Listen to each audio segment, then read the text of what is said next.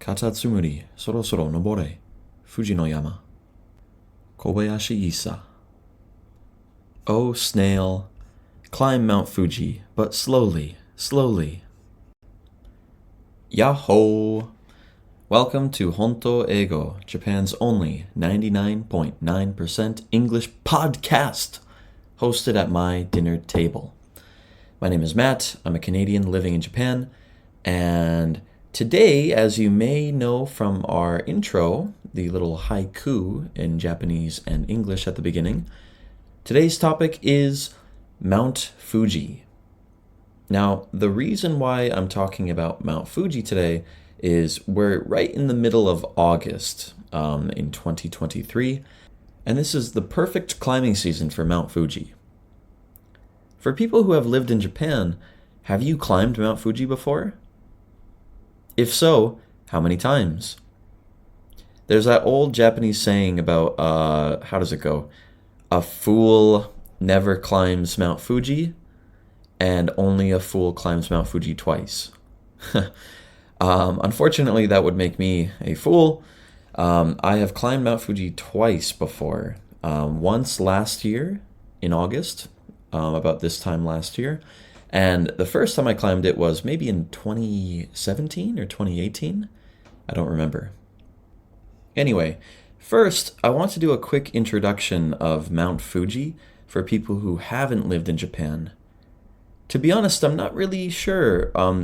Do many people know about Mount Fuji? People not in Japan? Just in case, Mount Fuji is the tallest mountain in Japan. I guess it's a volcano, technically, right? It's an active volcano, but it hasn't erupted in the past 300 years. Now, Mount Fuji, it's always depicted in art, right? You can always see paintings of it, and there's many famous photographs of it. And I think the reason why it's so popular, besides being the tallest mountain in Japan, is it's visible from so much of Japan. No matter where you are, on a clear day, you can almost see Mount Fuji in the distance, quite often.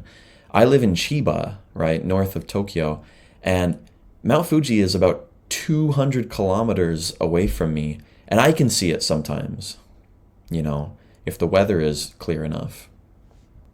So it is this really perfectly shaped cone, I think, the white snow that tops it, during the wintertime or about half of the year, I think that makes it really iconic. It stands out, the shape of it and the color of it, and it's quite beautiful. So, like I've said before, I'm from Canada, but, I'm from near Toronto and Southern Ontario, and where I'm from in Canada, there aren't really any mountains. Not any big mountains. So mountain climbing is a pretty new hobby for me. It's only in the past 6 years or 7 years that I've been climbing mountains, right? And still, when I see mountains, I'm still amazed at how big they are. And, I can't believe that people live near them or on them or, between them.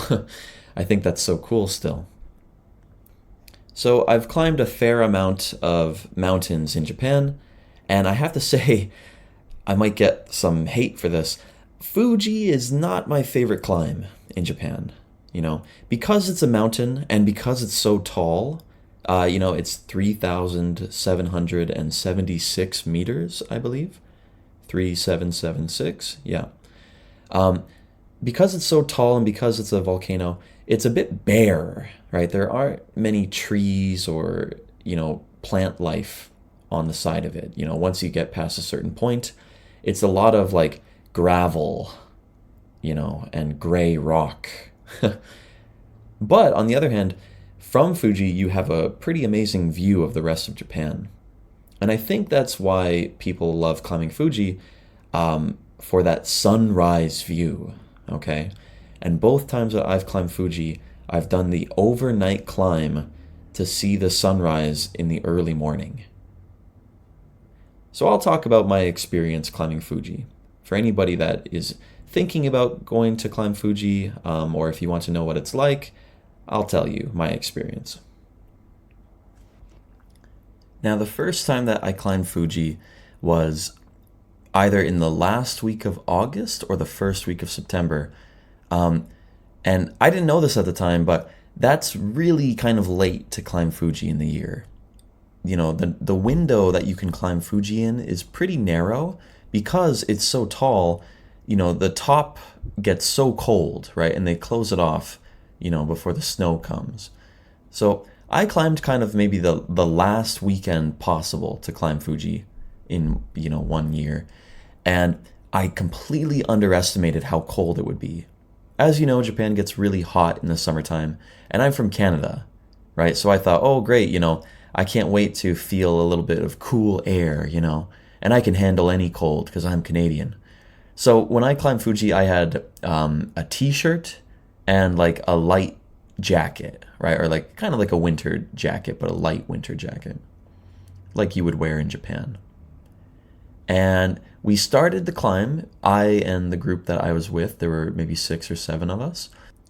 We took a bus around halfway up Fuji, which seems like cheating, but nobody climbs Fuji from the very bottom, right? That would take a long, long time. And, it's just kind of forest and villages and towns up until halfway. So at the halfway point, that's when most people begin the real climb. And we waited until, I would say, the evening time. And maybe we left at about 8 p.m. when the sun was kind of, freshly set. And we had our headlamps, right, that we bought at, I think, Daiso or like a cheap shop. Like you imagine like a miner would wear. We had like a light strapped onto our foreheads. And we all bought a wooden staff. Okay, so imagine like a hobbit from Lord of the Rings, hiking with this tall wooden walking stick. And the idea of the walking stick is along the way while you're climbing Fuji, you can pay to get these branded stamps on your staff.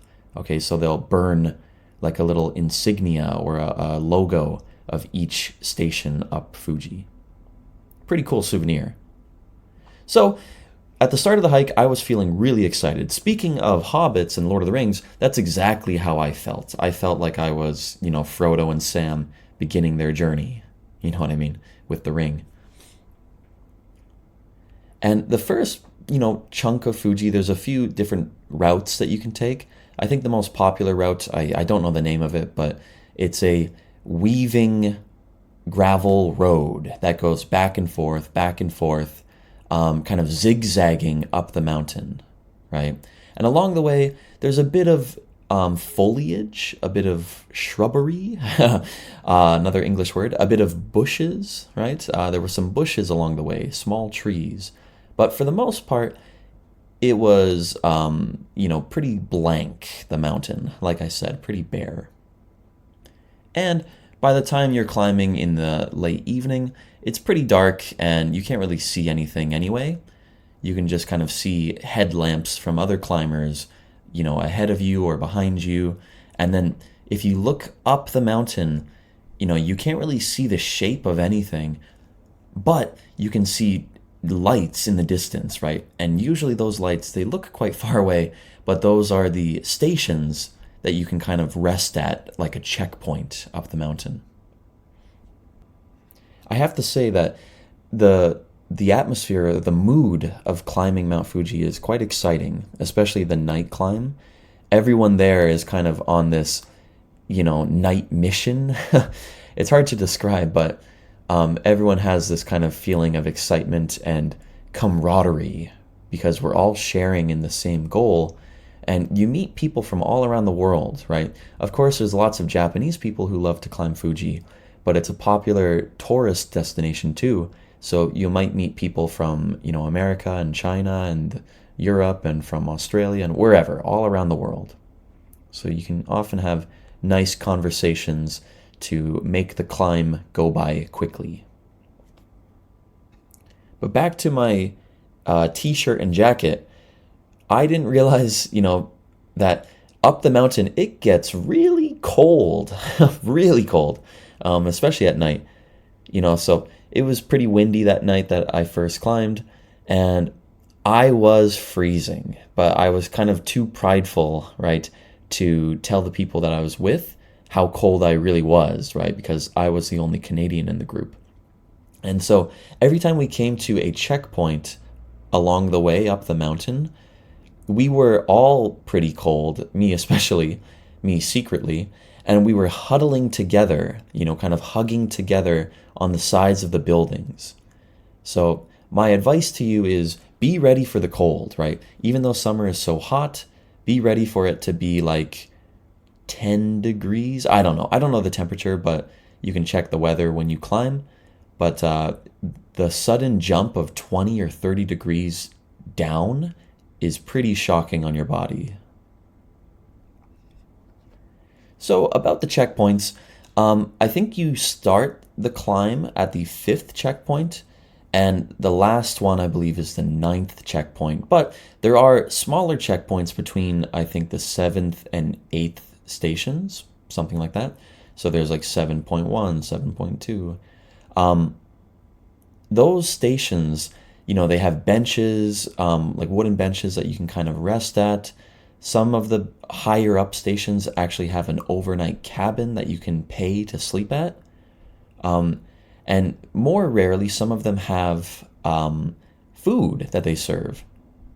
Now, the food that they serve up the mountain, it's typically something warm, something like cup noodle, which normally costs about 100 yen, 200 yen. On Mount Fuji, it costs about 700 or 800 yen. But if you're feeling very, very cold like I was, that feels like the greatest 800 yen that you could ever spend, right, to get a hot cup of ramen. Depending on your pace, the climb up the mountain from the fifth station should take about 8 hours, I would say, 6 to 8 hours, something like that. Maybe less if you're faster or if you're climbing in a small group. So along the way between the stations, you might bump into people and talk to people, but it's easy to get separated just because it's so far and it's so dark. So the checkpoints are kind of a nice little way to catch up with the other people and see how they're doing. You kind of see the people that you're hiking with or alongside with all resting at the same time. And it's funny to hear just like people's experiences, like how are they feeling? How are their legs? How is their breathing? It feels very communal, like this shared experience. By the time you get to the eighth station, and you see the lights above you and you're like, oh, that's it. That's the ninth station. Nope. That's like the 8.1 station. Nope, that's the 8.2 station. It can get a little bit discouraging, so don't be fooled by the lights ahead of you, right? You'll know when you reach the top of Fuji, when you approach the summit, because you'll see a traffic jam. Now, this is quite difficult to picture because when you're climbing the mountain, it's pretty open, right? It's never too crowded because it's so big. But in the last few kilometers before the summit, the pathway narrows down and it becomes like this rocky staircase that you have to climb up, right? These high rocky steps. And so everybody funnels in and slows down, and the top of Fuji becomes kind of like a line, right? Like you're lining up for a ride at Disneyland. And that can be a bit discouraging because, your legs are the most tired at that point and you're excited to be near the top of the mountain and you have to stop and stand still and take slow steps, So that's kind of like the final challenge of climbing Fuji, I would say. But because it's so crowded and you can hear the conversations of other people, that does make it kind of the final exciting moment before the summit, right before the top of the mountain. So when you finally get to the top, you pass through this stone torii gate, right? Like the gate that you see at a Shinto shrine, with two statues on either side of the gate of the komainu, the kind of like lion dogs that you see in China. And usually, but at that point that you reach the summit of Fuji, you have about an hour or so, I would say. That's kind of on average. You have an hour or so left until the sunrise. The top of Fuji, because it's a mountain, because it's a volcano, excuse me, it's a giant, giant ring, right? To walk around the ring of Fuji would take another hour, I want to say, if you just keep moving. But all around the ring, there are like these cabins and these little shrines, and there are bathroom stations, finally, right? There aren't that many bathrooms climbing up the mountain. There are places to buy food, you know. So it's a great feeling of respite, right? A great way to refresh yourself after your difficult climb. But the first time I climbed Fuji, I was so cold and so tired, not from, being bodily tired, but being sleepy, that I remember I just fell down and fell asleep on a stone staircase while I waited for the sun to rise. Okay, so now for the sunrise. From way up on Fuji, even before the sunrise, you can see all of Japan around you, but depending on the weather, it might be a sea of clouds, right? Everything might be covered in a thick cloud blanket, right? And I called it a sea of clouds before because that's exactly what it looks like depending on the lighting.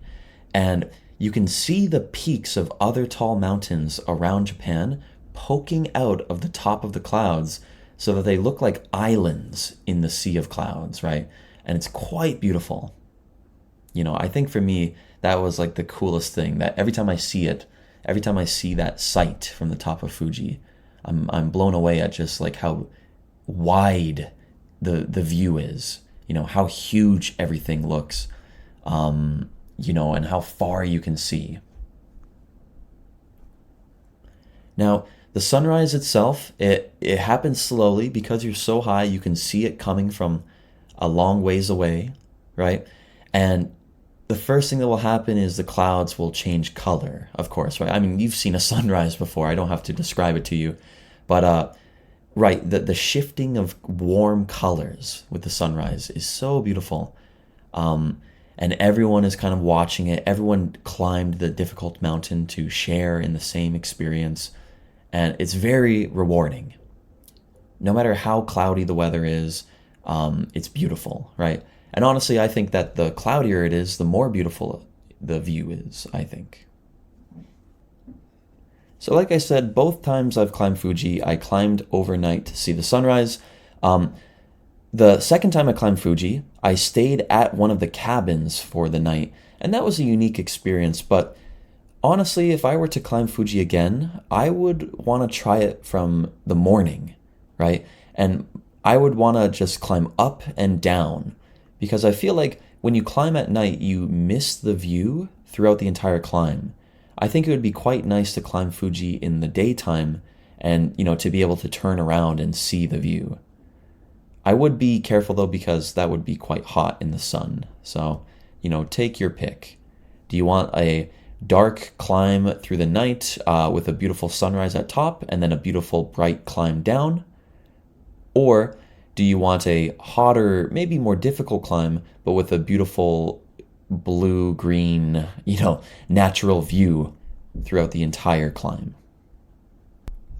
And the last thing that I'll talk about, the descent down Fuji, right?